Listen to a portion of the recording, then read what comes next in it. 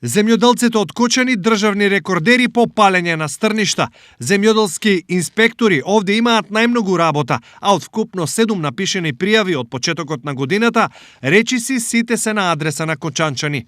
Инспекторите оваа година имат извршено над 30 на контроли на терен и издадени се 7 платни налози, од кои поголемиот број се во Кочанско.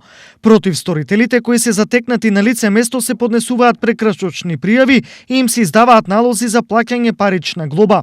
Висината на казната во зависност од тоа дали станува збор за физички или правни лица достигнува до 500 евра во денарска противредност. Информираат од Државниот земјоделски инспекторат. Изречените казни сепак се многу помалку од запалените стрништа, речиси и да нема ден кочанските пожарникари да не гасат запалени ниви. За првото тромесечие можем да кажем дека до денеска имаме 94 интервенции, од кои 2/3 се на отворен простор, односно на запалени остатоци од земјоделските посеви, жетви.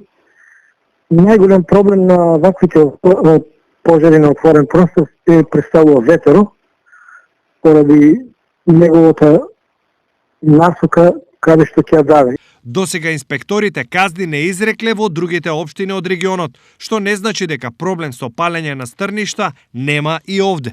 Во сабота и недела, во викендите, зачесто не е палење на сува трава, бидејќи тогаш земјоделците се на полето. Значи, во зависност од тоа зависи нашата интервенција.